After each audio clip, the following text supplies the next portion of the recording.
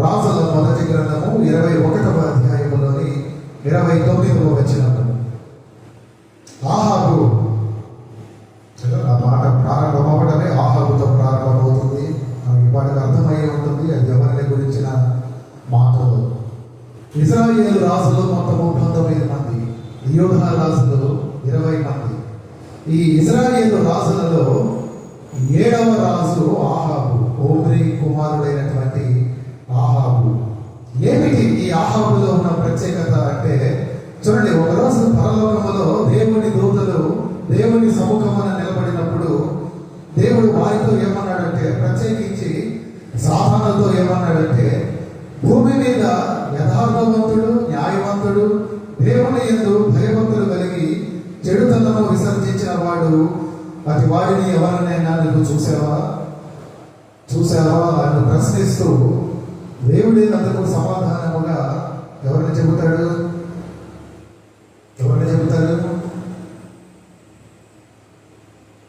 జ్ఞాపకం తెచ్చుకోండి. దేవునికి దూతలకు మధ్యన ఒక కౌన్సిల్ మీటింగ్, ఆ సమావేశం ఏర్పడినట్లుగా మనం ఏ గ్రంథంలో చూస్తాం?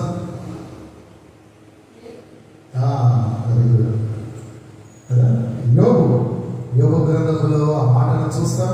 చూడటమే కాదు కానీ ఆ మాట రాయబడింది.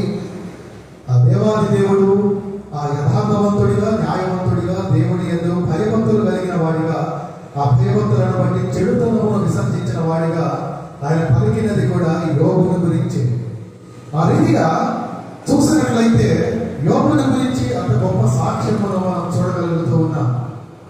అయితే ఇదే భూమి మీద దుర్మార్గుడు, దుష్టుడు, భయంకరమైన వ్యక్తిని ఎవరైనా చూశారా?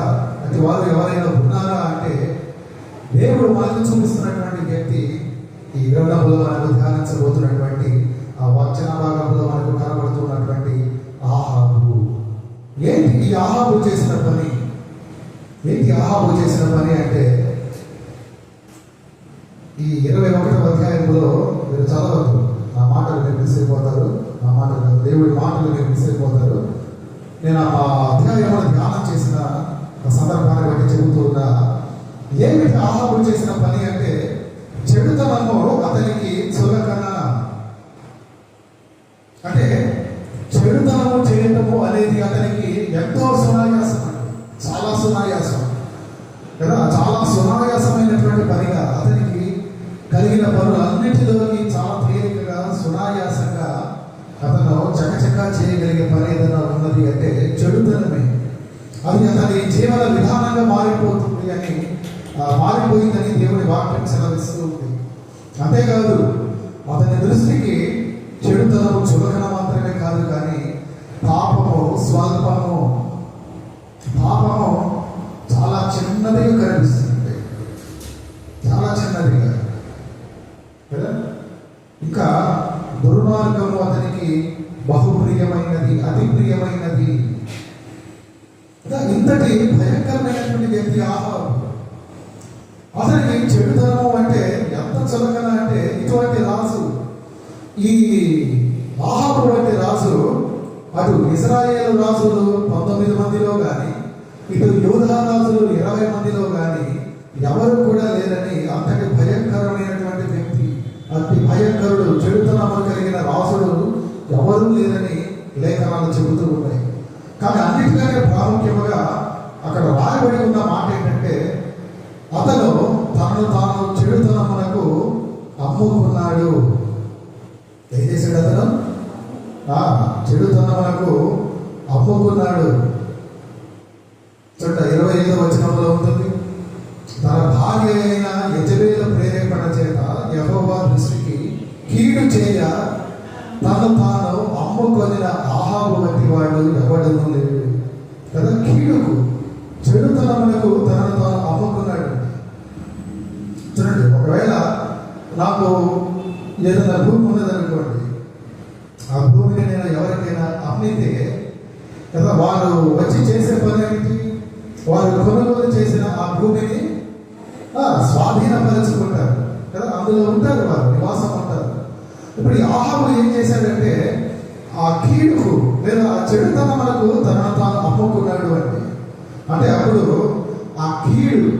ఆ దుర్మార్గము, ఆ చెడుతనము వచ్చి ఏం చేస్తున్నదంటే తనలో వచ్చి నివాసం చేస్తున్నది కదా. అంటే ఇప్పుడు తన మీద తనకు ఎటువంటి హక్కు లేదు, తన మీద తనకు ఎటువంటి ఆధీనము లేదు, తన మీద తనకు ఎటువంటి ఒక స్వయం నియంత్రణ లేదు కదా. అంటే అతను ఎవరి చేత అమ్మబడుతూ ఉన్నాడంటే అతను ఎవరికైతే తనను తాను అమ్ముకున్నాడో ఆ కీడు చేత, ఆ చెడుతనము చేత నడపబడుతూ ఉన్నాడండి కదా. అలా చూసినప్పుడు చూడండి, ఎవరైనా మనలో కూడా ఒకవేళ ఆహాబు వలె ఉంటూ మన జీవితాన్ని మనం చెడుతనం మనం అమ్ముకున్నామా, చెడుతనమే వచ్చి నివసిస్తుంది. ఒకవేళ మన జీవితాలను మనం దుర్మార్గానికి అమ్ముకున్నామా, దుర్మార్గమే వచ్చి నివసిస్తుంది. ఒకవేళ మనం ఎవరైనా మోసమునకు మన జీవితాలను అమ్ముకున్నామా, ఆ మోసమే వచ్చి మనలో నివసిస్తూ ఉంటుందండి కదా. ఆ మాట మీరు చూసినట్లయితే ఆహాబు గురించి రాయబడిన మాట ఒకసారి కాదు, 2 మార్లు అతను తాను నమ్ముకున్నట్టుగా 20వ వచనం ఆఖరిలో కూడా ఉంటుంది ఆ మాట. మీరు గమనించండి. యెహోవా దృష్టికి కీడు చేయుటకు నిన్ను నీవే అమ్ముకొని ఉన్నావు. కింద 25వ వచనంలో కూడా కీడు చేయ తనను తాను అమ్ముకొనిన ఆహాబు. చూసారా, 2 మార్లు ఆ మాట రాయబడి ఉందంటే అక్కడ ఆ ప్రాధాన్యత, ఆ వ్యక్తికి ఆ చెడుతనము విషయంలో ఇవ్వబడినటువంటి ఆ ప్రాముఖ్యతను మనం చూడవచ్చు. తన తాను కీడుకు, చెడుతనానికి కదా, దుర్మార్గమునకు, భయంకరమైనటువంటి ద్వేషానికి అమ్ముకున్న వ్యక్తిగా ఆ వాక్య భాగంలో లిఖితమైంది. అందుకే ఆహాబు చేసిన పని ఏంటి? ఎందుకు అతని గురించి ఆ 2 మార్లు రాయబడి ఉంది? ఎందుకు అంత చెడుతనం చేత అతను ప్రత్యేకముగా కనబడుతూ ఉన్నాడంటే 3 పనులు చేశాడండి. ఉపగతంగా కొన్ని మాటలు మీకు చెబుతూ నేను ముందుకు వెళ్ళడానికి ఇష్టపడుతూ ఉన్నాను. దానికంటే ముందు నేను ఈ దినం వాక్య ధ్యానానికి ఏర్పరచుకున్న పేరు హింసించబడుతున్న సంఘం. హింసించబడుతున్న సంఘము కదా. పాత నిబంధనలో హింసించబడుతున్న సంఘాన్ని చూడడం చాలా ప్రత్యేకత ఉంది. ఎందుకంటే సంఘ ప్రస్తావన పాత నిబంధనలో లేదు.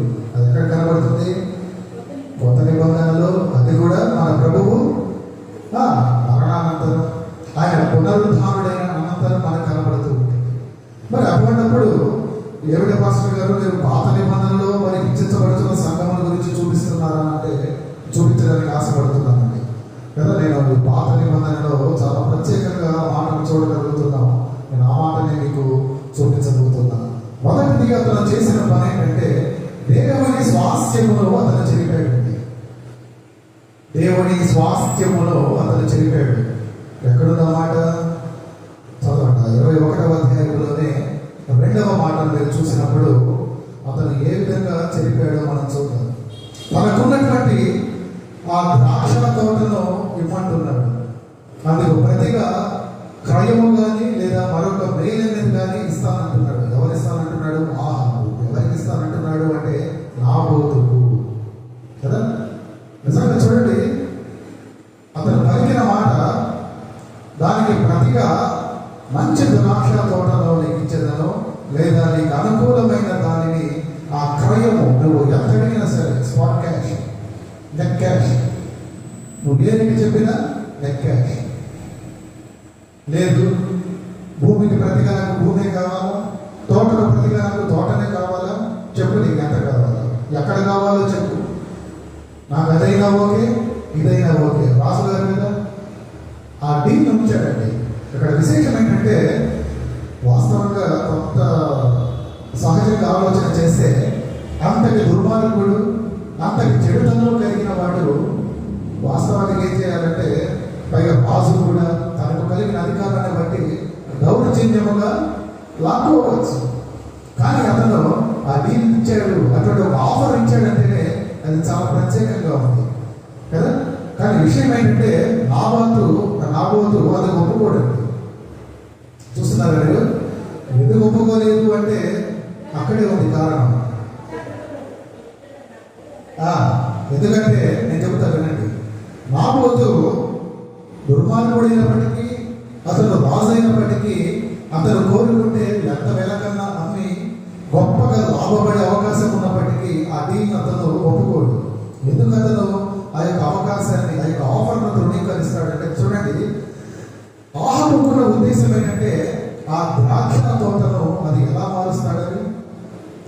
ఉద్దేశం ఏంటంటే దానిని కూర తోటకిమ్మని అడుగుతూ ఉంటాడండి. గమనిస్తున్నారా? 2వ వచనంలో ఉంటుంది, అది నాకు కూర తోటకిమ్ము అన్నదా. చూడండి, నా వైపులో అయితే ఉంది, మీ వైపులో ఉండదు కదా.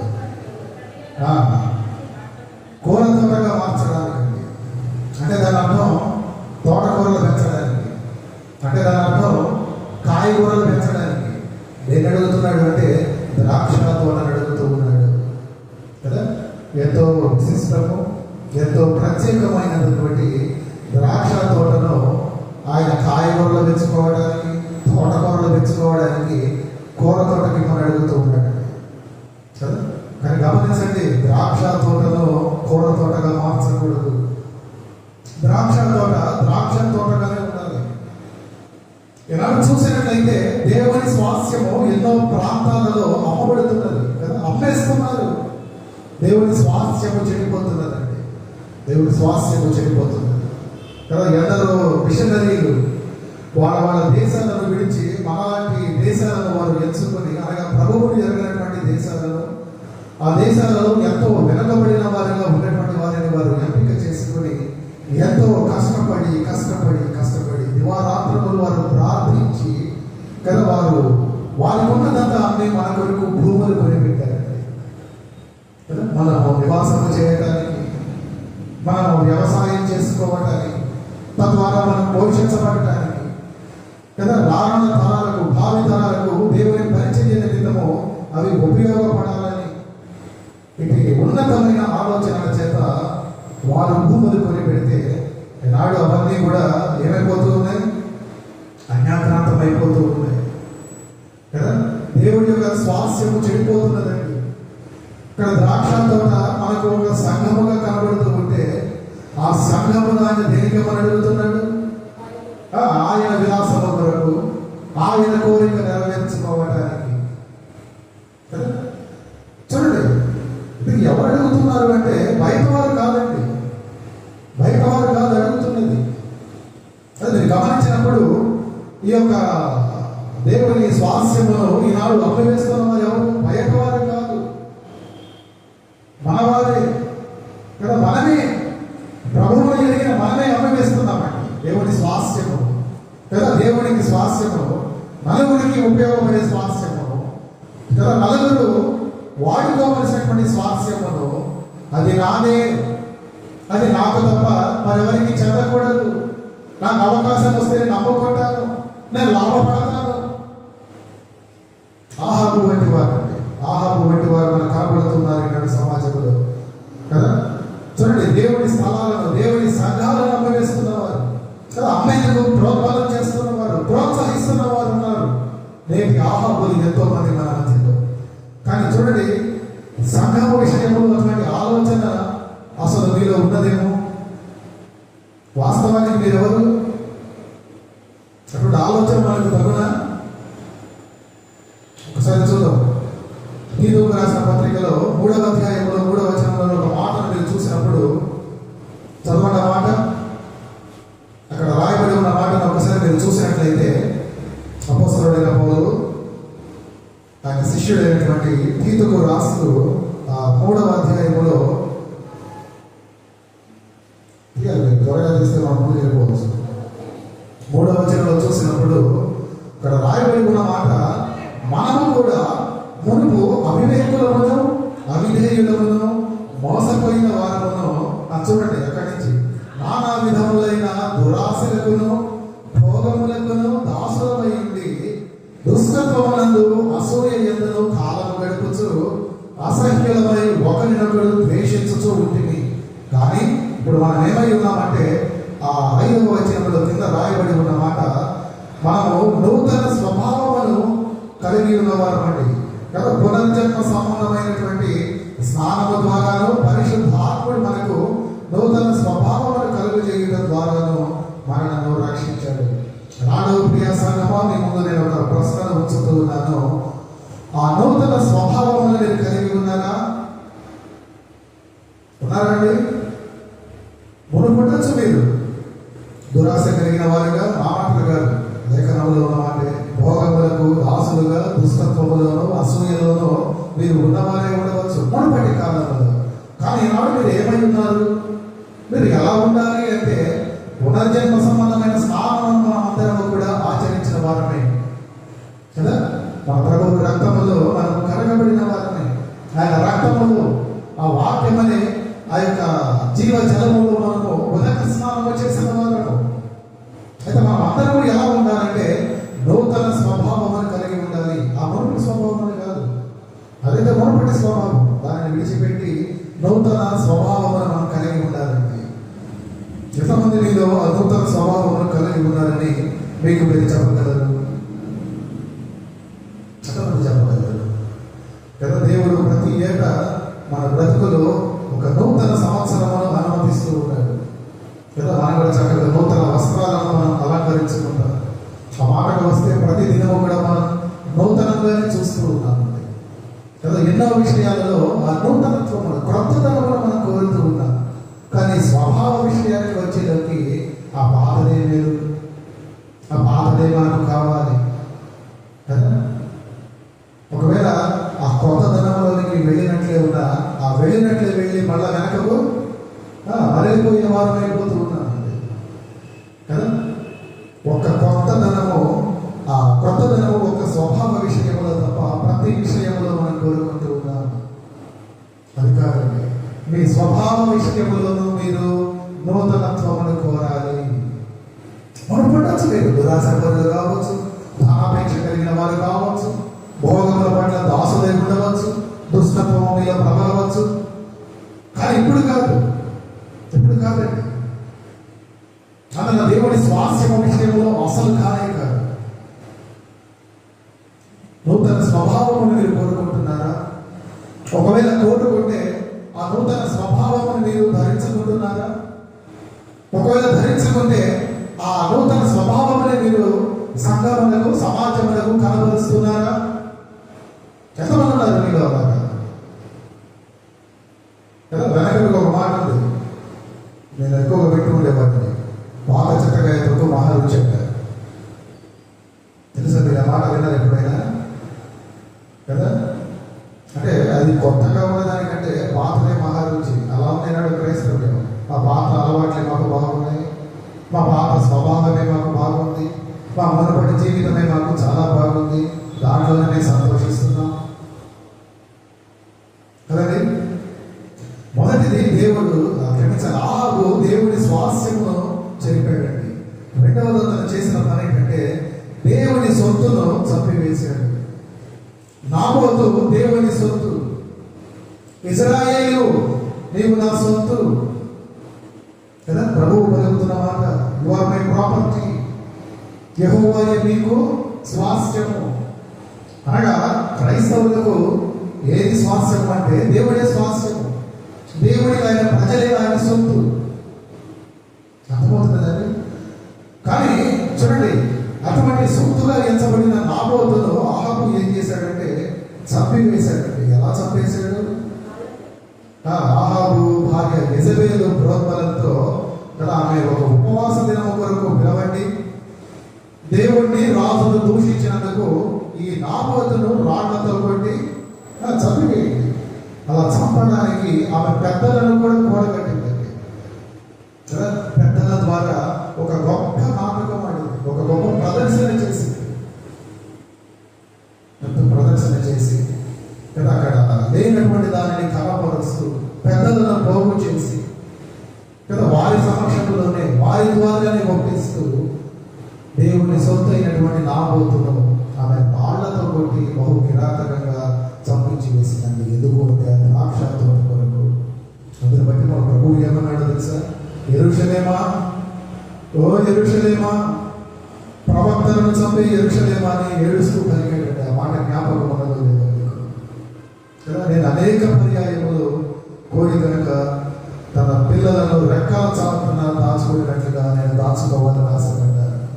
కానీ మీరు నేను పంపించిన వారందరినీ చంపివేస్తున్నారే.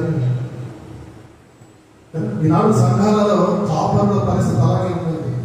ఎవరు ఆ పరిస్థితి కారకులు అంటే పెద్దలండి. సంఘము వెలుపల మతోన్మాదులైతే సంఘము లోపల పెద్దలు, ధనాపేక్ష కలిగిన పెద్దలు, దుష్టత్వం ప్రబలుతున్న పెద్దలు, దురాసపరులైన పెద్దలు. అర్థమవుతున్నదండి? చూడండి, వారు నాబోతును ఏ విధంగా చంపించిందో యెజబెలు అంటే, యెజబెలు వాక్మ అంటే ఏంటి? యెజబెలు వాక్మ అంటే ఎవరైతే ప్రభువు కొరకు నిలబడతారో కదా, ఎవరైతే ప్రభువు కొరకు నిలబడాలని ప్రోత్సహిస్తూ ఉంటారో, ఎవరైతే సంఘము కొరకు నిలబడతారో అంటే వారిని చంపివేస్తుందండి యెజబెలు ఆత్మ. అది ఒప్పుకోదు. భౌతికంగా కాకపోవచ్చు, కానీ ఈనాడు బలవంతుగా చూస్తే మానసికంగా అయినా సంఘాలలో ఉన్న కాపరులను చంపివేసే యెజబెలు ఆత్మ ఈనాడు మన మధ్య కనబడుతుంది. చూడండి, ఈనాడు ఎందరో పెద్దలు తెలియకపోవచ్చు, కానీ బయట సేవకుల కూడికలకు వెళుతుంటారు కనుక కొన్ని విషయాలను తెలుసుకుంటూ ఉంటాం. ఎందరో ఎన్నో పనులు చేస్తుంటారు. అప్పటికే 20, 30, 40 సంవత్సరాల సేవా పరిచర్యలో ఉన్న కాపరులు సహితం ఎదుర్కొంటూ ఉన్నారండి ఈ సమస్య. యెజబెలు ఆత్మ చేత నడిపించబడుతూ భౌతికంగా కాకపోయినా, భౌతికంగా కూడా చూసే కదా ఇందాక జ్ఞాపకం చేస్తున్నాం. గడిచిన వారం సహోదరుడు చదవని వాడు ప్రవీణ్ పగడాల కదండి, మతోన్మాదుల చేతిలో భౌతికంగా మారడం అంటే అది సంఘము వెలుపలైతే సంఘము లోపల మానసికంగా చంపివేస్తున్నారు సంఘములకు సంబంధించిన వారి. ఉంటాయి కదా, తగిన పరిణామాలు తప్పక ఉంటాయి. ఎందుకంటే చూడండి, అలాగే నాబోతును చంపించినటువంటి ఆ యొక్క దాస్తికానికి తగిన పరిణామము, తగిన మూల్యమును అక్కడ ఆహాబు చెల్లించడానికి సిద్ధపడుతున్నాడు కదా. చూడండి, ఆ మూడవది, మొదటగా అతను చేసిన పని దేవుని స్వాస్థ్యమును చెరిపాడు. రెండవది దేవుని సొత్తును చంపివేశాడు. మూడవది దేవుని సేవకుడిని చేదరించుకున్నాడు. ఎక్కడ చేదరించుకున్నాడు? 20వ వచనం చూడండి. అంతటా ఆహాబు ఏలియాను చూచి, నా పగవాడా. ఎవరి ఏలియా ప్రవక్త? గొప్ప ప్రార్థన పరుడు కదా. అతను ప్రార్థించగా ఆకాశము నుండి అగ్ని దిగి వచ్చినటువంటి గొప్ప ప్రార్థన పరుడు. అటువంటి ఏలియా ప్రవక్తను ఎదుర్కొన్నప్పుడు ఆయన పలికిన మాట, నా పగవాడా, నా శత్రువా కదా, నాకు కీడు సంభవించే నా శత్రువా, వచ్చావా నువ్వు? ఎంత ద్వేషం అండి, ఎందుకంత హింస? మనం అనుకుంటూ ఉంటాం అక్కడెక్కడో కాదండి, మన సంఘాల్లోనే కదా, మన మధ్యనే, మనమేనండి. చూస్తున్నారా? ఇదిగో ప్రభువు కూడా పౌలుగా మారని సౌలుతో పలికిన మాట, ఇక మాట, సౌలా సౌలా నీవు నా నేల హింసించుచున్నావు. ఎవరిని? సౌలు కదా, జనత యూదుడు, దేవుడి యొక్క సొంత జనాంగం అయ్యి అయినప్పటికీ ఆయనను గుర్తించలేక ప్రభువును హింసిస్తున్నవాడు, క్రీస్తును హింసిస్తున్నవాడండి, ఆయన సంఘమును హింసిస్తున్నవాడు. అంటే పౌలను బట్టి దేవుడు పలికిన మాట, ప్రభువు పలికిన మాట, నీవేలా నన్ను హింసించుచున్నావు కదా. ఒక మాట జ్ఞాపకం చేస్తున్నానండి. హెబ్రీయులకు రాసిన పత్రికలో 13వ అధ్యాయం 17వ వచనంలో ఒక మాట రాయబడి ఉంది. హెబ్రీయులకు రాసిన పత్రిక 13వ అధ్యాయం 17వ వచనంలో ఒక మాటను చూసినప్పుడు చదవడం మాట, ఉన్నవారు లెక్క ఒప్పజెప్పవలసిన వారి వలె మీ ఆత్మలను గాయించున్నారు. వారు దుఃఖముతో ఆ పనిని చేసిన ఎడల మీకు నిష్ప్రయోజనము కాక కదా, మీకు క్షుభము కాదండి. సంఘాలను కాల్చే కాపరులు దుఃఖపడుతున్నప్పుడు, అది సంఘము వలనైనప్పుడు అది సంఘానికి ఎంత మాత్రము క్షేమము కాదు, సంఘానికి క్షేమము కాదు. వారు వినిపిస్తూ ఉంటారండి, ప్రభువా ఇది తగునా ఇది ఇంత మోసమా, ఇంత భయంకరంగా చేయగలుగుతున్నారు అని వారు మొరపెడితే అది సంఘానికి చాలా క్షేమం కాదండి, ఎంత మాత్రమో క్షేమం కాదు. చూడండి, యాకోబు ఏం చేశాడంటే 3 విషయాలు చేశాడు. మొదటిది దేవుని స్వాస్థ్యమును చెరిపివేశాడు. రెండవది దేవుని సొత్తును చంపివేశాడు. మూడవది దేవుని సేవకుని చేదరించుకున్నాడు కదా.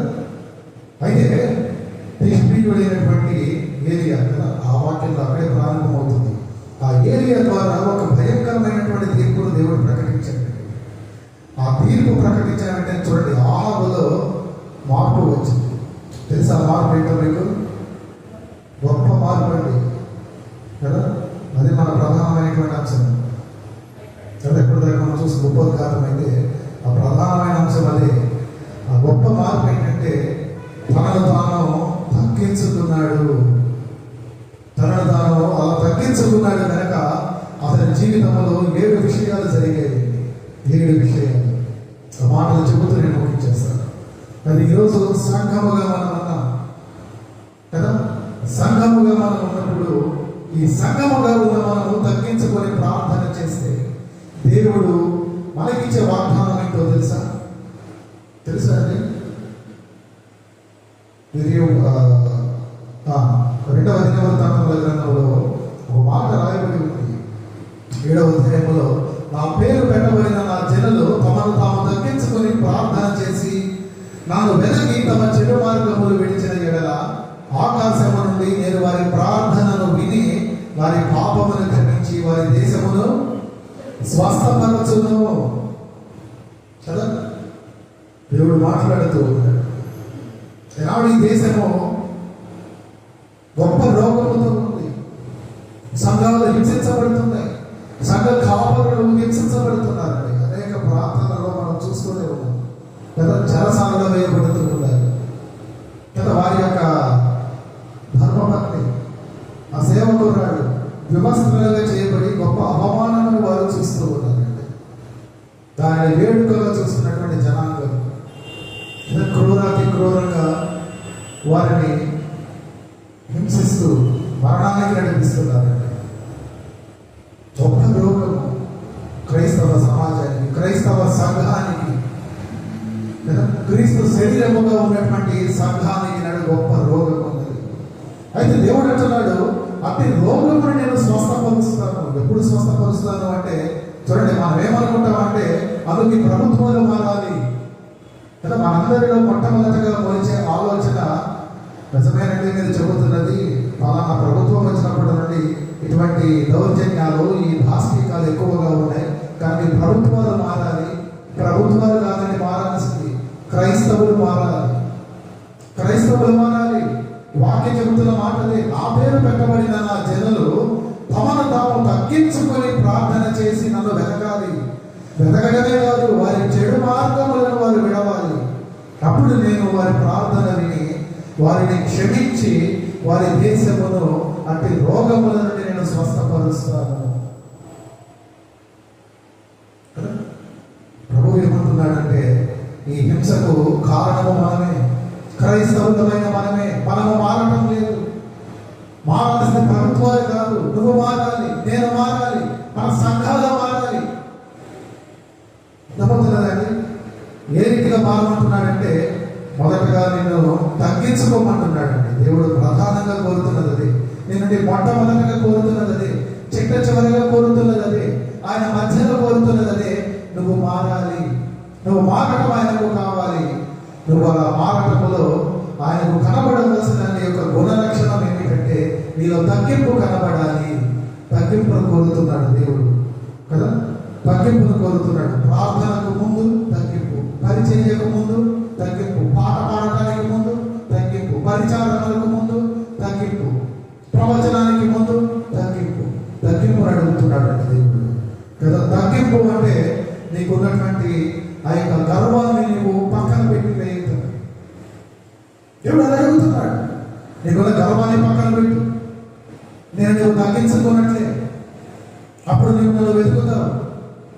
నేను నీ ప్రార్థన వింటా, నీవు కోరినది చేస్తా, నీవు అడిగిన స్వస్థత నీకు ఇస్తా. అర్థమవుతుందా? చాలా మంది అనుకుంటుంటారు కదా, నాకు అనిపిస్తుంటుంది, ప్రార్థనలో కూర్చున్నప్పుడు నన్ను నేను తగ్గించుకోలేకపోతున్నాను ప్రభువా, ఏం చేయమంటావు? కనుక ఈసారి నువ్వే నా దగ్గరకు వచ్చి నేను అడిగింది నాకు ఇచ్చేసి బెత్తమించి కొడతాడండి దేవుడు. ఎందుకంటే తగ్గించుకోవడం నీ పని. నీ పని. నువ్వు తగ్గించుకోవడానికి కుదరడం లేదు, దేవుడు ఒప్పుకోడండి. ఒకవేళ దేవుడే మిమ్మల్ని తగ్గించుకునేలాగా ఆయన చేయవలసి వస్తే అది చాలా భయంకరంగా గొప్ప బాధను, గొప్ప ఇబ్బందిని, గొప్ప శోధనను, గొప్ప కష్టమును మీకు కలుగ చేస్తుందండి. ఆ విషయాన్ని మీరు జ్ఞాపకం ఉంచుకోండి. దేవుడు తగ్గించుకోమన్నాడంటే మీరు తగ్గించుకోవాలి. ఇక దాంట్లో మీకు వేరే నో నెగోషియేషన్స్, వేరే బేరసారాలు లేవు. నీకు ఇంకొక మాట ఉంటే చెప్పు, ఇంక చెప్పడు. నువ్వు తగ్గించుకోమన్నాడు, నువ్వు తగ్గించుకోవాలి కదా. ఇప్పుడు ఆహాబు విషయంలో చూసినట్లయితే అతను తనను తాను తగ్గించుకొని దేవుని సన్నిధికి కనబడుతూ ఉన్నాడండి. అర్థమవుతుందండి మీకు కదా. దేవుడు ఎప్పుడైతే మనల్ని తగ్గించుకోమంటాడో అప్పుడే మనం తగ్గించుకోవాలి. కొంతమంది అనుకుంటుంటారు ఆ తగ్గించుకోవడం అంటే ఆ షూస్కి బదులుగా చెప్పులు వేసుకుని వెళ్ళడం. అది కాదు. కార్లో కాకుండా ఏ రిక్షాలోనో బస్సులోనో వెళ్ళడం, అది కాదు. తగ్గించుకోవడం అంటే అందరితో చక్కగా మాట్లాడటం, అందరినీ పలకరించుకోవడం, అది కాదండి. అదే తగ్గిపోతే ఈ కాల్ సెంటర్ వృత్తిలో ఉండేవాళ్ళు, ఆ కస్టమర్కి సపోర్ట్ ఇచ్చేవాళ్ళు నీకంటే బాగా మాట్లాడతారు. వాడు తగ్గించుకున్నట్లా కాదు, అది కాదండి. చూడండి, తగ్గింపు అంటే అది తగ్గింపు కాదు కానీ అతి వినయం. అతి వినయం, అతి వినయం మూర్ఖ లక్షణం కదా. అది అతి వినయము తప్ప తగ్గింపు కాదు. అయితే తగ్గింపు అంటే ఏంటంటే చూడండి, భయంకరమైనటువంటి దుర్మార్గముతో, దుష్టత్వముతో నిండినటువంటి ఈ రాసు కదా. ఈ రాసు ద్వారా దేవుడు మనకు తెలియపరుస్తూ ఉన్నాడండి.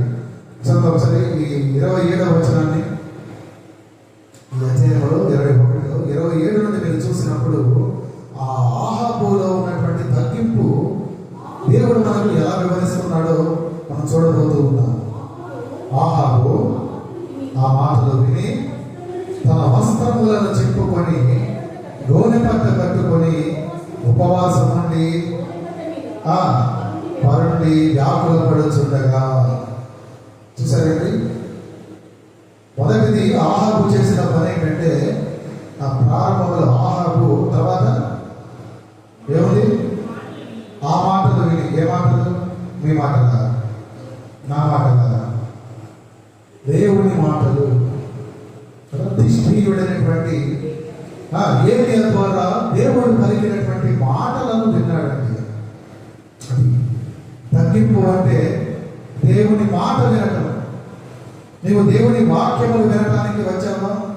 దేవుడి వాక్యములు వినడానికి కూర్చున్నావా? దేవుడి వాక్యములు వింటున్నావా? నేను నువ్వు తగ్గించుకున్నట్లే. రాడు మందిరానికి రాని వాళ్ళంతా కూడా తగ్గింపులో లేరండి. నిజంగా ఏదైనా అనారోగ్యం అయ్యి లేదంటే అనుకోని రీతిలో వేరే ప్రాంతాలలో ఉంటే వారిని బట్టి చెప్పడం లేదు, కానీ రాగలిగే అవకాశము, ఆరోగ్యము, సమయము, అనుకూలత అన్ని ఇవ్వగలిగినప్పుడు, దేవుడు వాటిని ఇచ్చినప్పుడు కూడా దేవుడు మందిరానికి రాలేక ఉన్నారు అంటే వారు తగ్గింపులో లేరు. వారిని తగ్గింపు స్వభావం కాదు. చూడండి, అంత భయంకరుడుగా దుష్టత్వముతో ఎంతగానంటే ప్రారంభంలో ఒక మాట చెప్పా, అతని వంటి రాజు ఇశ్రాయేలు 19 మందిలోనూ లేడు, యూదాలో వెళ్ళిన ఆ 20 మంది రాజులలోనూ లేడు. చూస్తున్నారంటే అంత గొప్ప మాట అతనికి మాత్రమే. గొప్ప మాట అంటే మనం ఇంకొకరు ఆలోచించవచ్చు. అంత పెద్ద మాట నా ఉద్దేశం. ఇతని వంటి దుష్టుడు, ఇతని వంటి దుర్మార్గుడు, ఇంతటి భయంకరుడు, ఇంతటి కిరాతకుడు, తనను తాను చెడుతనమునకు అమ్ముకున్నవాడు, దుర్మార్గమునకు అమ్ముకున్నవాడు, కీడుకు అమ్ముకున్నవాడు, అంతటి భయంకరమైన రాజు దేవుడి మాటలు విన్నాడండి. అది మీరు గమనించాలి. అనగా దేవుని మాట వినటమే నిన్ను నువ్వు తగ్గించుకోవటం. ఆహాబు ఏ మాటలు విన్నాడంటే చూడండి, దానికి ముందు ఆ వచనాలలో ఉంటుంది. 26లో మీరు చూసినట్లయితే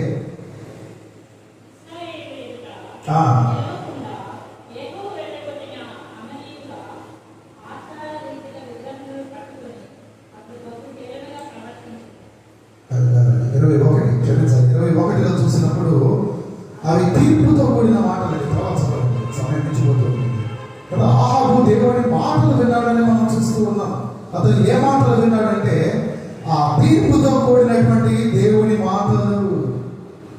నీకు మరణమే తటస్థిస్తుంది, ఆ మాటలు విన్నప్పుడు అండి తనను తాను తగ్గించుకున్నాడు కదా. చూడండి, ఆ మాటలు విన్నటువంటి ఆహాబులో జరిగినటువంటి ఆ రెండవ పరిణామము,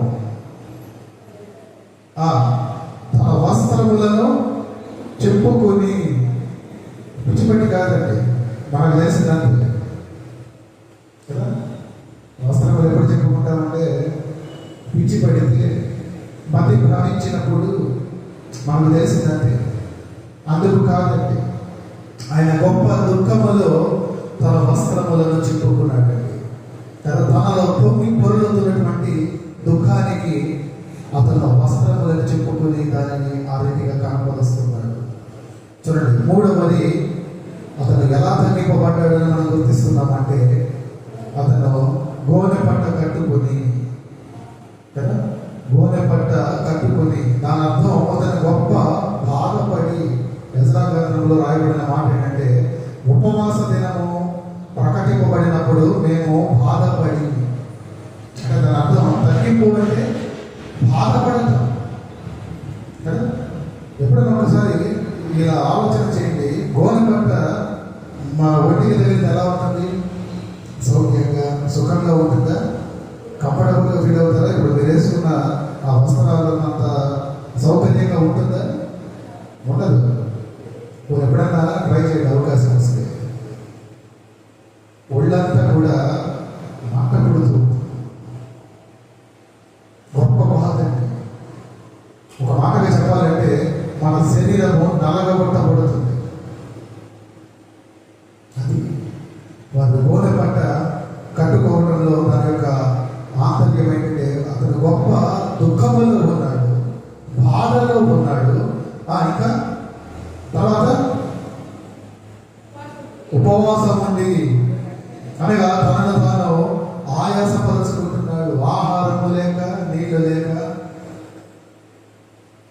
ఇంకోటి మరలా గోనె పట్ట చూసారు, గోనె పట్ట మీద పరుండటం. నిద్ర వస్తుందా మీకు? కొంచెం పడక అటు ఇటు ఉంటేనే ఎన్నో మాట్లాడతాం కదా.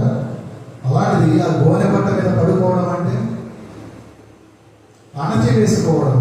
మనము ఎంత వేదన వచ్చినా, ఎంత దుఃఖం వచ్చినా, నాకు ఇది కావాల్సింది, నేను ఇది అర్హుడని, నేను ఇక్కడే పడుకుంటా. ఇంకా వ్యాకుల పడుతుండటం కదా, కదలింపబడ్డాడు, సంతాపపడుతున్నాడు. తనకు కావాల్సిన వారెవరు, తనకు బహుప్రియులైన వారెవరు, తనకు ఇష్టమైన వారెవరైనా కోల్పోయినట్లుగా, ఎవరు మరణించినట్లుగా. చూడండి, ఆహాబు ఒకసారి 6 విషయాలను నెమరు వేసుకుంటే, మొదటిది చేసిన పని దేవుడి వాక్యమును విన్నాడు, రెండవది దుఃఖపడ్డాడు, మూడవది గోనెపట్ట కట్టుకోవడం అంటే బాధపడ్డాడు, తర్వాత ఉపవాసం ఉన్నాడు కదా, నలగొట్టబడ్డాడు, ఉపవాసం ఉన్నాడు అంటే ఆయాసపడ్డాడు, అణచివేయబడ్డాడు, ఆఖరిది కదిలింపబడ్డాడు. ఇవన్నీ చేశాడు కనుక చూడండి, దేవుడు కూడా ఏం చేశాడు తెలుసా? ఈరోజు సంఘముగా కూడిన మనము కూడా ఆ రీతిగా తగ్గించుకుని ప్రార్థన చేస్తే దేవుడు ఏం చేస్తానన్నాడంటే, ఇందాక దినవృత్తాంతముల గ్రంథంలో చెప్పినట్లుగా ఆ రీతిగా నిన్ను నీవు తగ్గించుకొని నీవు ప్రార్థన చేయగలిగితే, గొప్ప బాధతో నిన్ను నీవు నలగొట్టుకుంటూ, నిన్ను నీవు అణిచి వేసుకుంటూ, నిన్ను నీవు దుఃఖపరచుకుంటూ, నిన్ను నీవు కదిలింపుకుంటూ, నిన్ను నీవు తగ్గించుకొని దేవుని మాటకు లోబడి నువ్వు ప్రార్థన చేస్తే, సంఘముగా మనము ప్రార్థన చేస్తే దేవుడు స్వస్థపరుస్తాడు. నాడు స్వస్థత కోరుతున్నావా? నీవు కోరుతున్నారండి? స్వస్థత నాకు వద్దు అనే వాళ్ళు ఎవరైనా ఉన్నారా? అది ఏ రకంగా సరే, భౌతికంగా కావచ్చు, మానసికంగా, ఆధ్యాత్మికంగా, మీ సంఘ విషయంలో, లేదా మీరుంటున్న ఈ దేశమా, ఈ రాష్ట్రమా, ఇది బాగుండాలంటే మొదటగా క్రైస్తవులు మారాలి. వారిని వారు తగ్గించుకోవాలి. మరి ఈనాడు మనం చూస్తున్నట్లయితే ఆ రీతిగా తగ్గించుకున్నప్పుడు మన కుటుంబాలు కూడా సరి చేయబడతాయండి. చాలా మంది క్రైస్తవ కుటుంబాలు కూడా చెడిపోయి దిగజారిపోయి బ్రతుకుతూ ఉంటారు. కుటుంబాలు బాగుండాలన్నా,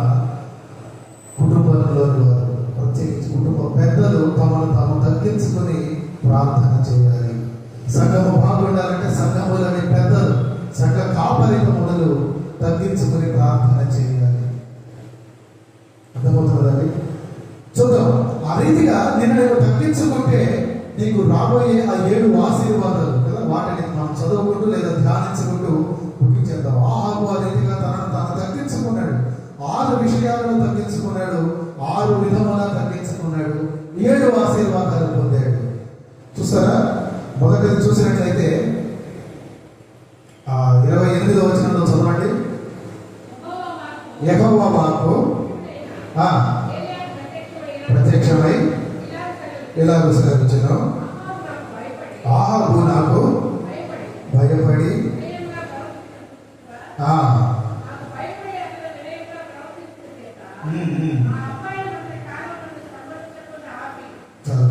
అక్కడ ప్రశ్నగా మనకు మిగిలిపోయిన మాట, దేవుడు పలికినటువంటి మాట, దేవుడు ఏలియాతో పలికినటువంటి మాట, నాకు భయపడి వినయముగా ప్రవర్తించుట చూచితివా? కదా,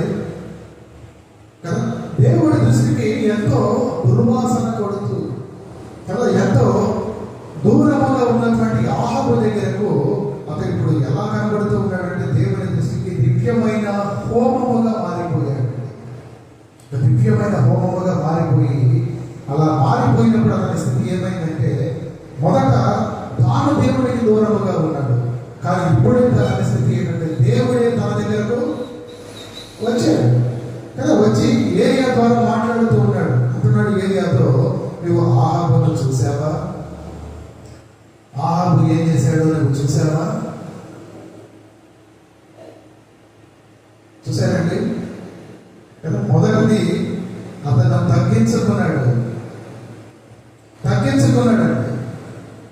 అతను నేను అంటాను పరిపూర్ణంగా కూడా తగ్గించుకోలేదు. ఎందుకు మాట్లాడుతున్నానంటే, అతను పరిపూర్ణంగా తగ్గించుకుంటే నాబోతు తోటను వెనక్కి ఇచ్చేసేవాడు. ఇప్పుడు అతను చనిపోయాడు కదా, అతను చంపించి వేశాడు కదా, కుటుంబానికి తిరిగి ఇచ్చేసేవాడు. గమనిస్తున్నారండి? అతను నాబోతు ద్రాక్ష తోటను తిరిగి ఇవ్వలేదు. ఇవ్వకపోయినప్పటికీ అతను తనను తాను తగ్గించుకున్నాడు. చేసిన పనికి దుఃఖపడుతున్నాడు, బాధపడుతున్నాడు, కలవరపడుతున్నాడు, తనను తాను కలవర పెట్టుకుంటున్నాడు, ఉపవాసం ఉంటున్నాడు, ఆయాసపరుచుకున్నాడు, నలగబెట్టుకున్నాడు. అంటే నా ఉద్దేశం అతను కొంచెమే తగ్గించుకున్నాడని చెప్పడానికి ప్రయాసపడుతున్నాను. పరిపూర్ణంగా తగ్గించుకున్న వాడికి ద్రాక్ష తోటడానికి ఇచ్చేసేవాడు కుటుంబానికి, కానీ తోట ఇవ్వలేదు. ఆ మాట రాయబడలేదు. దాని అర్థం తోట అతని దగ్గరే ఉంది. అయినా కూడా తగ్గించుకున్నాడు అంటే అతను కొంచెమే తగ్గించుకున్నాడు. కానీ ఆ కొంచెమే తగ్గించుకున్న ఆహాబుకు కలిగినటువంటి ఆశీర్వాదాలు మీరు చూసినట్లయితే, ఒకసారి యెషయా గ్రంథము 57వ అధ్యాయం, యెషయా గ్రంథము 57వ అధ్యాయంలో 15వ వచనంలోని మాటలను మీరు చదవండి. మహాగణుడు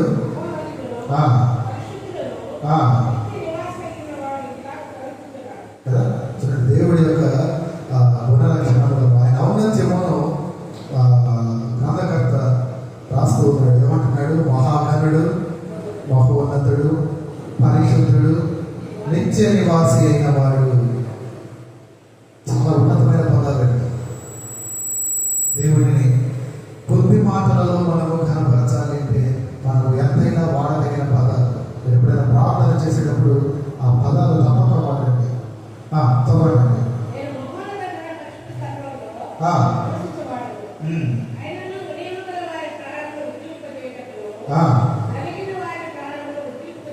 చేయుటకును వినయము గలవారి యొద్దను దీన మనస్సు గలవారి యొద్దను నివసించుచున్నాను అంటలేస్తున్నాను మాట కదా. ఇప్పుడు దేవుడిని ఎవరైనా నువ్వు ఎక్కడ ఉంటున్నావయ్యా, నేను నివాసం ఏది అని అడిగితే దేవుడు చెప్పే సమాధానం, నేను దీన మనస్సు గలవారి యొద్దన నివసిస్తాను, నేను వారి వద్దనే ఉంటున్నాను, వారి వద్దనే ఉంటాను.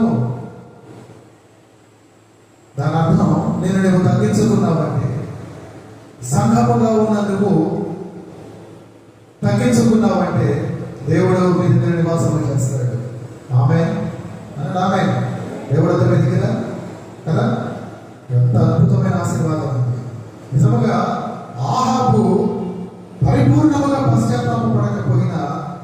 మట్టికి అతను పశ్చాత్తాపపడ్డ లేదా పరిపూర్ణమైన పశ్చాత్తాపముతో అతను కొద్ది మట్టిగా తగ్గించుకున్న చూడండి ఎంత గొప్ప ఆశీర్వాదం అంటే తన తగ్గింపుకు తన యొక్క దీనత్వముకు దేవుడే తన దగ్గర నివాసం చేయబోతున్నాడు. పరిపూర్ణంగా అతను రాలేదు. ఎందుకు ఆ మాట అన్నానంటే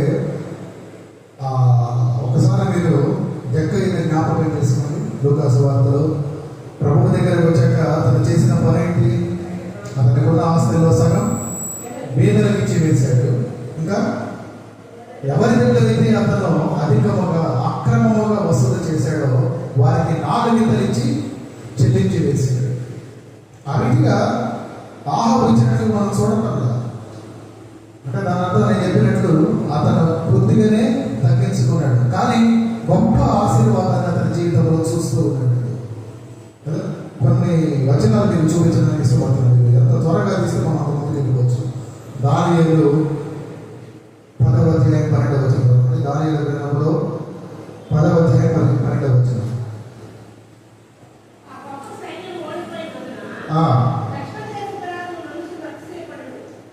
దానియేలు 10:12లో అప్పుడు అతడు దానియేలు నీవు తెలుసుకోవాలని నీ మనస్సులో అప్పగించి దేవుని ఎదుట నేను తగ్గించుకొని ఆ మొదటి దినము మొదలుకొని కదా సరే దేవుని ఎదుట నువ్వు తగ్గించుకున్న ఆ మొదటి దినము ఆ డే 1 నుండి from the very beginning day నుండి నీ మాట నాకు వినబడుతూనే ఉన్నాయి. చూసారా? ఇప్పుడు ఆహాబు మాటలు దేవుడికి వినబడుతున్నాయి. ఎందుకంటే తగ్గించుకున్నాడు కనుకనే దేవుడు అతనికి ప్రత్యక్షమయ్యాడు. పోనీ అతని దగ్గరకు రాకపోయినా ఏలియా ద్వారా దేవుడు ఆయన దగ్గరకు వచ్చి మాట్లాడుతూ ఉన్నాడు. ఎందుకంటే అతను తాను తగ్గించుకున్నాడు, తనను తాను దీనుడిగా మార్చుకున్నాడు. ఎంతో గొప్పవాడు, గొప్ప రాజుగా ఉన్నవాడు, గొప్ప భయంకరుడు. అతని యొక్క దుర్మార్గమును, అతని దుష్టత్వమును వీడి తగ్గించుకుంటూ దేవుడి సన్నిధిలో దీనుడిగా కనబడుతున్నాడు. అయినప్పటికీ చూసారా, ఇంకొక మాట కూడా చూపిస్తాను.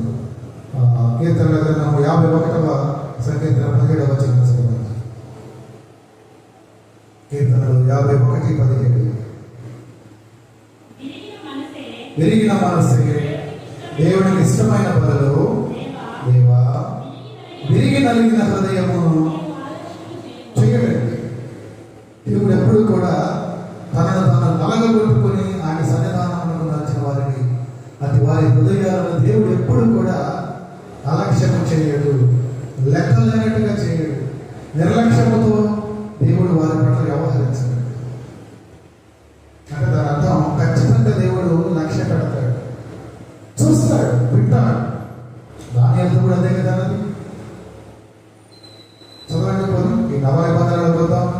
పేతురు రాసినటువంటి మొదటి పత్రిక 5వ అధ్యాయం 6వ వచనం చూడండి. మొదటి పేతురు 5:6లో చూస్తే దేవుడు తగిన సమయంలో మిమ్మల్ని హెచ్చించినట్లు ఆయన బలిష్టమైన చేతి క్రింద మీరు ఎలా ఉండాలి? గొప్ప ధైర్యంతో ఉండాలని చెప్పడం కదా, దీన మనస్సులో ఉండాలని చెబుతూ ఉంటాడు. అఫ్కోర్స్ దేవుడి రెక్కల కింద ఉంటే గొప్ప ధైర్యం కూడా. చూస్తున్నారండి, ఆఖరి ఇంకొక మాట చూపిస్తూ నేను ముందుకు వెళ్తాను. యాకోబు పత్రిక 4వ అధ్యాయం 6వ వచనం. ఆయన దేవుడు అహంకారాలను ఎదిరించి దీనులకు కృప అనుగ్రహించదు అని లేఖనము చెప్పుచున్నది. చూస్తున్నారండి, దాని అర్థం అనాది కాలముగా దేవుడు దీనుడనే లక్ష్య పెడుతున్నాడు, వారినే చూస్తున్నాడు, వారి ప్రార్థనలే వింటున్నాడు, వారి వద్దనే నివాసము చేస్తున్నాడు. ఎందుకు? దేవుడు దీనత్వము కలిగిన వాడు. మన ప్రభువు ఎలా వచ్చాడు లోకానికి? తనకు తాను దీనుడిగా. పోనీ ఆయన తనకు తాను పలికిన మాట, నేను సాత్వికుడను, దీన మనసు కలిగిన వాడను. చూడండి, దాన్ని బట్టి మనం చెప్పవచ్చు దేవుడు దీనత్వాన్ని, ఆ హంబల్నెస్ని, ఆ హ్యూమిలిటీని దేవుడు ఎంత ఇష్టపడతాడంటే, ఎక్కడో దేవుడు మన ప్రార్థనలకు జవాబు ఇవ్వడం లేదంటే ఎక్కడో మనలో యొక్క అతిశయం ఉంది. ఏదో విషయంలో మనం హెచ్చించుకుంటున్నాం. ఇంకొక మాట, ఇంకొక ఆశీర్వాదం, ఆహాబు పొందుకున్న మరొక ఆశీర్వాదం. మొదటిది, దేవుడు తనకు నివాసముగా ఉన్నాడు, ఎందుకంటే తనను తాను తగ్గించుకున్నాడు కనుక. రెండవది 29వ వచనంలో చూస్తే ఆఖరులో రాయబడి ఉన్న మాటలు, ఆ అపాయము అతని కాలమందు సంభవింపకుండా, ఆ అపాయము అతని కాలమునందు సంభవింపకుండా దేవుడు ఏం చేశాడు? ఆపి, అది గుర్తుపెట్టాలి, దేవుడు ఆపాడు. ఎప్పుడైతే నేను తగ్గించుకుంటావో దేవుడు ఆయన తీర్పును ఆపివేస్తాడంట. అంటే ఎప్పుడైతే మిమ్మల్ని మీరు తగ్గించుకుంటారో, చూడండి, ఎప్పుడైతే తనను తాను తగ్గించుకొని వెనకకు తిరిగి ప్రార్థన చేశాడో దేవుడు ఏం చేశాడు? హిజ్కియా విషయంలో ఆ మరణకరమైన రోగం నుండి విడుదల కలుగజేసి స్వస్థతనిచ్చాడు కదా. ఎప్పుడైతే మిమ్మల్ని మీరు తగ్గించుకుంటారో ఆ దేవుని కోపాగ్ని నుండి, ఆ ఉగ్రత నుండి అదంతా కూడా చల్లారిపోతుంది. దేవుడు ఆపివేస్తాడు, అది తగ్గిపోతుంది. ఈరోజు బహుశా దేవుడి కోపం నీ మీద ఉన్నదేమో, బహుశా నీకున్న గర్వాన్ని బట్టి, నువ్వు ఏ విషయంలో నేను అతిశయించుకుంటున్నాను. నాకు ఈ ఉద్యోగం ఉంది అదుగా, నేను ఇంత బాగా చదువుకున్నా, నాకు ఇన్ని డిగ్రీలు ఉన్నాయి అదుగా, లేదా నాకు ఈ స్థాయి ఉంది అదుగా, లేదా నేను ఇటువంటి పొలంలో ఉన్నాను, ఈ పొలానికి పెద్దగా ఉన్నా, సుఖ పెద్దగా ఉన్నా అదుగా. తగ్గించుకోవాలి. ఎందుకంటే దేవుడి ఉగ్రత మన మీద కుమ్మరించబోతుంది, ఆయన కుమ్మరించబోతూ ఉన్నాడు. యాకోబు 4:6లో కూడా మనం జ్ఞాపకం చేసుకున్న మాటలే, దేవుడు అహంకారులను తప్పక ఎదిరిస్తాడు, విడిచిపెట్టాడు. వారిని ఎదిరించి దీన మనసు కలిగిన వారికి ఆయన న్యాయము తీరుస్తాడు, వారి పక్షమున నిలబడతాడు. ఒక మాట, ఈ సామెతలో క్షమించాలి, కీర్తనలో మనందరికీ బాగుగా తెలిసిన వాటి 91వ సంకీర్తన 9వ వచనం మాట చూడవచ్చు. చూచుండగా కీర్తన 91:9, నీవే నా ఆశ్రయము అని నీవు మహోన్నతుడైన దేవుని నీకు నివాస స్థలముగా చేసుకొని ఉన్నావు. అది నీకు అపాయమేమీ రాదు, ఏ తెగులను నీ గుడారమును సమీపించదు. దేవుడు ఆహాబును ఉద్దేశించి గొప్ప తీర్పును ఉద్దేశించాడు కదా, గొప్ప తీర్పును ఆయన వెల్లడి చేశాడు. కానీ ఇప్పుడు ఆహాబు వైఖరి మారిపోయింది, తగ్గించుకున్నాడు. అందుకు బట్టి చూడండి, అక్కడ రాయబడి ఉన్న మాట కీర్తనకారుడు అన్నాడు, కీర్తనకారుడు కూడా అన్నాడు అక్కడ, నీవు నాకు ఆశ్రయముగా ఉన్నావు కనుక, నీవు నాకు నివాస స్థలముగా ఉన్నావు కనుక, ఏ అపాయమో నా దగ్గరకు రాదు, ఏ తెగులు కూడా నా ఇంట్లోకి రాదు, నా ఒంట్లోకి రాదు కదా. చూడండి, మన పట్టుకున్న చాలా రోగాలు, నేను అన్నీ ఏం చెప్పడం లేదు కానీ చాలా రోగాలు కేవలం మనకున్న గర్భమును బట్టి, చాలా మటుకు రోగాలు. ప్రియమని మీరు జ్ఞాపకం చేసుకోండి, ఆమె చేసిన పాపం ఏంటి? ఆమెకు కలిగినదేంటి? పుస్తు. ఎందుకు?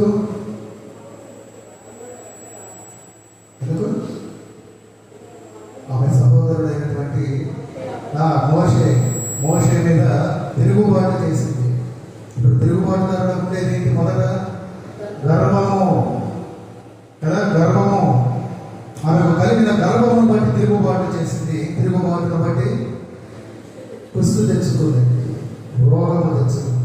అంటే ఇప్పుడు దాని అర్థం ఆమె గర్భం అనేది ఏమైంది? రోగిగా మారిపోయింది కదా.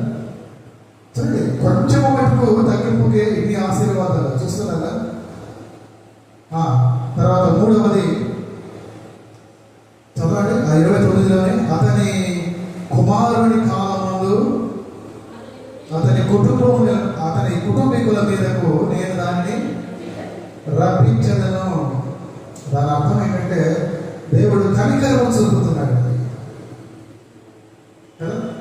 ఇందాక నేను చెప్పలేదు, సంభవింపకుండా దేవుడు రద్దు చేయలేదు. రద్దు చేయలేదండి. పాపము చేసిన వారందరూ తగిన ప్రతిఫలమును తప్పక అనుభవించాలి. అలా నీవు నేను అనుభవించడానికి సిద్ధపడిన వారమే. అటువంటి ప్రతిఫలములకు మనము పాత్రులమే. అయితే మనకు ప్రతిగా కలవరిగిలో మన ప్రభువు ఆ పాపమును మనకు ప్రతిగా మోసాడు. పాప భారమును వహించాడు ఆయన. అర్థమవుతుంది కదా? అదిగో యోహాను భక్తుడు అన్నాడు, బాప్తిస్మం ఇచ్చిన యోహాను, ఇదిగో లోక పాపమును మోసుకొని పోవు దేవుని గొర్రెపిల్ల మన ముందుకు రాబోతున్నది. పాపములకు తగిన ప్రతిఫలము ప్రతి ఒక్కరు అనుభవించాలండి. ఒకవేళ నేను ప్రార్థిస్తే దేవుడు తాత్కాలికంగా ఆగుతాడేమో, కానీ ఆ ప్రతిఫలమును నేను తప్పక చూడాలి. ఇక్కడ కూడా మీరు చూసినట్లయితే తనను తాను తగ్గించుకున్నాడు కనుకనే దేవుడు అతని విషయంలో అది సంభవింపకుండా ఆపాడు. కానీ దాని కంటిన్యూషన్ మనం చూస్తున్నాం. ఎప్పుడు? Next generations. ఒక మాట అంటుంటాం కదా, తల్లిదండ్రులు చేసిన పాపము. కనుక ఈనాడు ఈ మాటలు వింటున్న ఎవరైనా గుర్తు పెట్టుకోండి. తల్లిదండ్రులుగా మీరు ఉన్నట్లయితే, లేదా తల్లిదండ్రులుగా మీరు మారబోతున్నటువంటి వారైతే, మీ బిడ్డల క్షేమము కోరే వారైతే మొదట మీరు పాపం చేయకూడదు. నా మాటలు లేఖనాలు చెబుతున్నాను. మీ బిడ్డలు బాగుండాలి అంటే, వారి బాగుని మీరు నిజంగా కోరేవారంటే మొదట మీరు పాపము చేయకుండా ఉంటారు. ఇప్పుడు ఇక్కడ విషయాన్ని బట్టి చూస్తే, అతని కుమారుని కాలంలో అతని కుటుంబీకుల మీదకు నేను దానిని రప్పించేదను అనగా దేవుడు కనికరమును చూపించాడు. అప్పటికి ఆహాబు మటుకు, ఆ కాలం మటుకు ఆ శిక్షణ ఆపాడు. ఏంటంటే దేవుడు కోరేది అంటే కనికరమును కోరే దేవుడు అండి. నీవు ఆయన కోరాలి. ఆ కనికరముని మీద కృమ్మరించబడాలంటే నీవు కోరాలి. అందుకు మా ప్రభు పలికిన మాట కూడా, నేను కనికరమును కోరువాడను కాదు కానీ, క్షమించాలి, నేను కనికరముని కోరుతున్నాను కానీ బలిని కోరాను. మత్తయి వార్త 12:7 ఉంటుంది అన్నమాట. నేను కనికరముని కోరుతున్నాను. ఓ మానవుడా, నీకు చూపించబడిన ఉత్తమమైన మార్గం ఏదంటే కనికరము, కృప. మీరు కేవలము కృప చేత, విశ్వాసము చేత మాత్రమే మీరు రక్షించబడుతున్నారండి. మీ గొప్పతనం ఏది లేదు అక్కడ.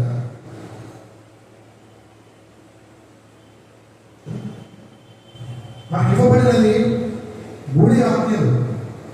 దేవుడు మనల్ని కోరుతున్నది ఆజ్ఞలు కాదు కానీ 3 విధానాలను దేవుడు కోరుతున్నాడు. మొదటిది, నీవు నీ ప్రభువును పూర్ణ మనస్సుతో ప్రేమించాలి. ఆయన ఆజ్ఞలను నీవు కైకొనాలి. 3వది, నీవు దీన మనసు కలిగి నడుచుకోవాలి. ఆ 3 క్రైస్తవ జీవితంలో ప్రధానమైనది.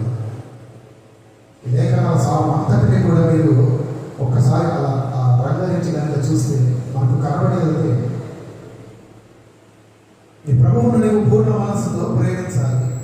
ప్రేమించిన నీవు ఆయన ఆజ్ఞలను కైకొనాలి, అంటే ఆయన వెంబడించడం. 3వది, దీన మనసు కలిగి నీవు నడుచుకోవటం.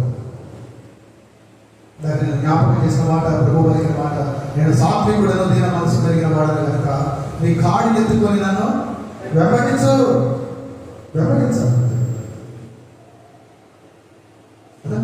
ఈరోజు ఇక్కడ కూర్చున్న మీ మీద ఏ మరణము రాబోతుందో, ఏ తీర్పు రాబోతుందో, ఏ శిక్ష రాబోతున్నదో నాకైతే తెలియదు. కానీ ఆహాబు వలె మిమ్మల్ని మీరు తగ్గించుకొని ప్రార్థిస్తే, మీరు దేవుడు ఆయన తట్టు మీరు చూడగలిగితే, ఆయన ఉగ్రతను మీ మీద నుండి తప్పించి ఆ తీర్పును నిలిపివేస్తాడండి. అది మీరు పొందుకునే కనికరము.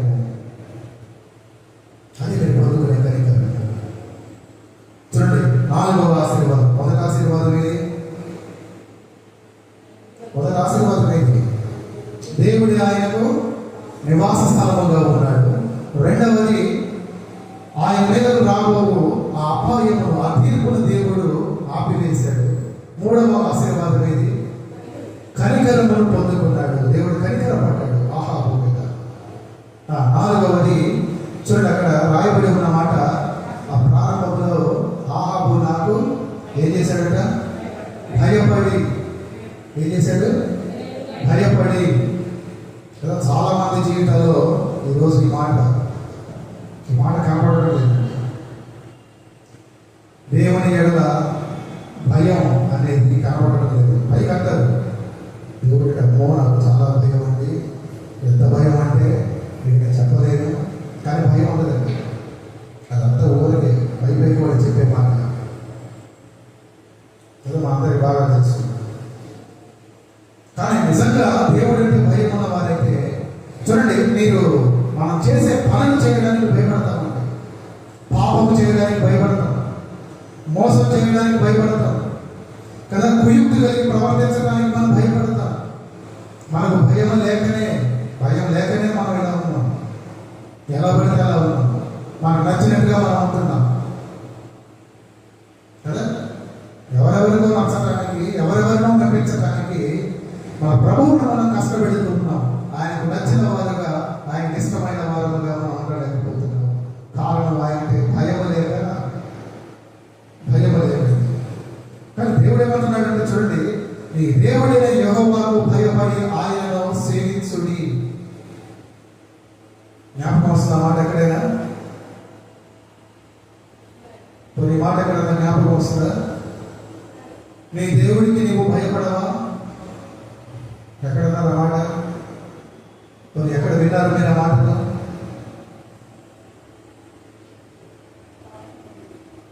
శిలువ మీద దొంగ పలికినట్టు. నీవు దేవుడికి భయపడవా? దొంగకి మోసం పడదు. భయపడినా భయపడకపోయినా అతని జీవితం ముగించుకోబోతున్నాడు కాసేపట్లో కదా. కానీ ఆ మాట అతనే పలుకుతున్నాడంటే మరి మన మటుకు మనంత జాగ్రత్తగా ఉండాలి. మన మటుకు మనము ఆ మాటను బట్టి ఏ పలకాలి, ఎలా ఉండాలి? ఆహాబు ముమ్మాటికి దేవుడికి భయపడ్డాడండి. మీరు గమనించండి, దేవుని తీర్పుకు కాదు కదా. ఒకవేళ తీర్పుకి భయపడితే ఆ మాట రాయబడి ఉండేది అక్కడ. కానీ అక్కడ రాయబడి ఉన్న మాట ఆహాబు నాకు భయపడ్డాడు. ఆహాబు నిజ తీర్పు కాదు కదా. యోగ గ్రంథంలో రాయబడి ఉన్న మాట దేవునికి భయపడటం అంటే పాపమును విసర్జించడమే. పాపమును విసర్జించడమే. ఎప్పుడు చెబుతున్నా, విసర్జించడం అంటే విడిచిపెట్టడం కాదు. విసర్జించడం వేరు, విడిచిపెట్టడం వేరు. తెలుసా మనకి? తెలుసు కదా. ప్రతిరోజు దేవుడు మనకిచ్చినటువంటి ఈ యొక్క శారీరక నిర్మాణంలో కొన్ని పదార్థాలు మనం విసర్జిస్తూ ఉంటాం. ఆ విసర్జించిన వాటి వైపు కనీసం చూడటానికి ఇష్టపడతామా? చూడటానికి కూడా ఇష్టపడతాం. అంటే నీ మటుకు నువ్వు పాపములు ఏం చేయాలంటే విసర్జించాలి. దాని అర్థం ఒకసారి నువ్వు విడిచిపెట్టిన పాపం వైపుకు నువ్వు కనీసం కన్నులెత్తి చూడకూడదండి. కన్నులెత్తి కూడా చూడకూడదు. అందుకే విసర్జించమంటున్నాడు దేవుడు. నేను విడిచిపెట్టదంటున్నాడు. విడిచిపెడితే నువ్వు మరలా వెళ్ళి తెచ్చుకుంటావు. కానీ విసర్జిస్తే నువ్వు దాన్ని ఎప్పటికీ తెచ్చుకో. దాన్ని టోటల్గా వదిలిపెట్టేస్తావు, విడిచిపెట్టేస్తావు. అతను పొందుకున్న 4వ ఆశీర్వాదం, దేవునికి భయపడ్డాడు. భయపడటం వల్ల అతను పాపమును విడిచిపెట్టేశాడు, పరిపూర్ణముగా విడిచిపెట్టాడు. దాని అర్థం విసర్జించేశాడు. విననే 4 ఆశీర్వాదం కదా. 5వ ఆశీర్వాదం అక్కడ రాయబడి ఉన్న మాట, భయపడి అతను వినయముగా ప్రవర్తించుట. చూచిగా అతను ప్రవర్తించుట చెబుతా. దాని అర్థం అతని ప్రవర్తన మార్చుకున్నాడు. తగ్గిపోవడం వచ్చే ఇంకొక ఆశీర్వాదం ఏంటంటే మన ప్రవర్తన మారిపోతుంది. మన సంఘం పట్ల, మన కాపరి పట్ల, పెద్దల పట్ల, నేను అంటున్నాను పిల్లల పట్ల కూడా మన ప్రవర్తన మారిపోతుంది కదా. అలాగే ప్రభు ఏమన్నాడంటే, తనను తాను తగ్గించుకున్నవాడు పరలోక రాజ్యములో అందరికంటే గొప్పవాడు కదా. ఇంకా చూడండి, భయంకరుడైనటువంటి ఆహాబు తనను తాను తగ్గించుకొని మారిపోయాడు. కానీ చాలా మందిలో ఉన్నటువంటి ప్రాబ్లం ఏంటంటే, నన్ను నేను మార్చుకోలేకపోతున్నాను. నేను ఎంతో ప్రయాసపడ్డాను పాస్టర్ గారు, ఎంతో కాలం నుండి నేను ట్రై చేస్తున్నా, నేను మార్చుకోలేక తగ్గించుకోలేక నీ ప్రవర్తన మారిపోతుంది. తగ్గింపు వలన అతను పొందుకున్న మరొక ఆశీర్వాదం, అతని ప్రవర్తన మారిపోయింది. చూడండి 6వ అదే వచనం చూస్తే, ఆహాబు నాకు భయపడి చదవండి వినయముగా ప్రవర్తించుట చూచితివా. చదవండి చదవండి.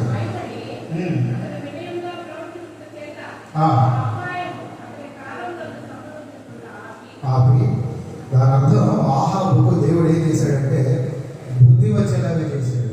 బుద్ధి వచ్చింది. ఆహాబుకు ఏమొచ్చింది? బుద్ధి వచ్చింది కదా. బుద్ధితో పాటు వెనకాలే వచ్చే మాట ఏంటో తెలుసా? కొన్ని వెనకాలే మనకు వచ్చేది ఏంటి? కొన్ని చట్టపదాలు జ్ఞానం కదా. బుద్ధితో పాటు మనకు వెనకాలే మనకు అదే లక్షణం. మీకు బుద్ధి వచ్చిందంటే దాని అర్థం మీకు జ్ఞానం వచ్చిందండి. ఒకసారి మత్తయి సువార్త 11వ అధ్యాయం 25వ చూడండి. ముగించేస్తాను, 5 నిమిషాలు ముగించబోతున్నాను. మత్తయి సువార్త 11వ అధ్యాయం 25వ రాయబడి ఉన్న మాట, ఆ సమయమున యేసు చెప్పినది ఏమనగా, తండ్రి ఆకాశములకును భూమికి ప్రభువా, నీవు జ్ఞానులకును వివేకులకును ఈ సంగతులను మరుగు చేసి పసిబాలులకు బయలుపరచినావని నిన్ను స్తుతించుచున్నాను. పసిబాలురు అనే మాట వాడబడింది. ఎందుకంటారు? దాని అర్థం చిన్నపిల్లల లాంటి మనస్తత్వం కలిగిన వారికి దేవుడు తనను తాను ప్రత్యక్షపరచుకుంటాడు. ఆయన మర్మాలను బోధిస్తాడండి కదా. అనేక విషయాలను బయలుపరుస్తాడు. ఎందుకు పసిబాలు అంటే చిన్నపిల్లలు తగ్గించుకునే ఉంటారు. చూడండి, ఎప్పుడైనా చూస్తావా చిన్నపిల్లలు మనలాగా కాళ్ళ దగ్గర వేస్తూ నా అమ్మ ఎంత అమ్మ ఎప్పుడైనా చూస్తామండి? చూడలేదు కదా. ఒకవేళ వారి కొన్ని మాటలు పలికిన వారి హృదయంలో ఏముండదు పాపం. ఎవరు ఏమంటే ఆ మాట విన్నట్లు వాడుంటారంటే, కానీ వాస్తవంలో వారి హృదయంలో అటువంటి ఉద్దేశం ఉండదు. దేవుడి ఉద్దేశం అదే. పసిబాలులకు, చిన్న బిడ్డల లాంటి వాళ్లకు, అంటే దాని అర్థం చిన్న బిడ్డల వంటి హృదయం కలిగిన వారికి, అంటే దాని అర్థం చిన్న బిడ్డల వలె తమను తాము తగ్గించుకున్న వారికి దేవుడు ఎన్నో విషయాలను బయలుపరుస్తాడు. అనగా దాని అర్థం ఆయన జ్ఞానమును నీకు పంచుతాడు. తగ్గింపు ద్వారా బుద్ధిహీనతను మనం పక్కకు నెట్టి వేస్తాం. అప్పుడు మనలో వచ్చేది జ్ఞానం. అది ఎలాగంటే ఒక మాట చూడండి, ప్రయాసనుకోవద్దు. ఒక మాట దేవుడి మాటల సమయంలో మనం అలాగే ఉంటే దేవుడు తగ్గిన సంతోషిస్తాడు. సామెతలు మొదటి సామెత 1వ అధ్యాయము 22వ వచనము ఎట్లాగా అలా ఆకరణ రాయబడి ఉన్న మాట, బుద్ధిహీనులారా మీరెన్నాళ్ళు జ్ఞానమును అసహ్యించుకొందరు కదా. అంటే దాని అర్థం ఏంటంటే తగ్గింపు ద్వారా మన బుద్ధిహీనతను పక్కకు నెట్టి వేస్తాం, జ్ఞానం వచ్చేస్తుంది. కానీ ఆ బుద్ధిహీనతను నువ్వు ఇంకా కలిగి ఉంటే నువ్వు చేసే పని ఏంటంటే జ్ఞానంలో నువ్వు నా గొంతు అని తోసేస్తూ ఉంటావు కదా. Fools make knowledge, fools lack knowledge. ఆ మాట అర్థం. ఇప్పుడు నీకు బుద్ధి వచ్చిందంటే దాని అర్థం జ్ఞానం వచ్చిందని. నువ్వు ఇంకా బుద్ధిహీనుడుగానే ఉన్నావంటే అక్కడ రాయబడి ఉన్న మాట, జ్ఞానమును నీవు అసహించుకుంటున్నావు అంటే నాకు జ్ఞానం వద్దు అంటున్నావు. కానీ ఇప్పుడు ఆహార విషయానికి వచ్చేలోకి అతడు బుద్ధి వచ్చిన వాడిగా ఉన్నాడు. ఈ లోకంలో అన్నిటికంటే గొప్ప జ్ఞానం ఏదంటే దేవునికి భయపడుతుంది. అన్నిటికంటే గొప్ప జ్ఞానము మన పరివర్తన వచ్చేలాగా మన ప్రవర్తనని మార్చుకోవద్దు. ఆహాబుకు దేవుడు ఆ జ్ఞానం ఇచ్చాడు. ఎందుకు అతడు తనను తగ్గించుకున్నాడంటే చూడండి, ఆ జ్ఞానమును పొందుకున్న వాడిగా కూడా కనబడుతూ ఉన్నాడు. ఈ రోజుల్లో లేదంటే అటువంటి జ్ఞానం చాలా మంది కదా. ఆఖరు ఆశీర్వాదం చూద్దాం.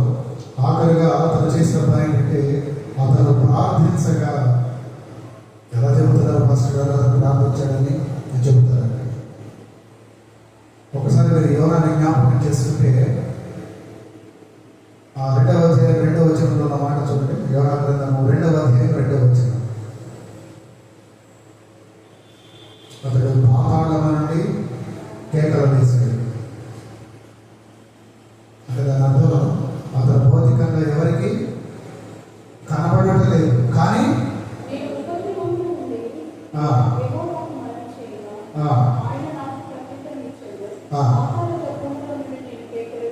చాలు చాలు పాతాళ గర్భముల నుండి కేకలు పెట్టిన యోనా. అతను భౌతికంగా నీకు కనబడకపోవచ్చు, అతని ప్రార్థన నీకు వినబడకపోవచ్చు, కానీ వినబడాల్సిన వాళ్ళకి వినబడింది. ప్రార్థన చేరవలసిన చోటుకి చేరింది. యోనా చేసిన ప్రార్థన. అందుకు పౌల మహాశయుడు కూడా రోమీయులకు రాసిన పత్రికలో అంటాడు, ఉచ్చరింప శక్యము కానీ మూలుగులతో ఆ ఆత్మే తానే నా పక్షమున విజ్ఞాపనం చేయొచ్చు ఉన్నాడు కదా. మనం కూడా ప్రార్థన చేస్తాం. నువ్వు అనుకుంటావు, ఆహా నేను ప్రార్థన చేస్తుంటే దేవుడు నా మాట వింటున్నాడు, నేను కోరినట్లుగా జరిగిపోతున్నాయి, నాకంటే ప్రార్థన పరుడా. నీ గొప్పతనం కాదండి, నీ గొప్పతనం కాదండి.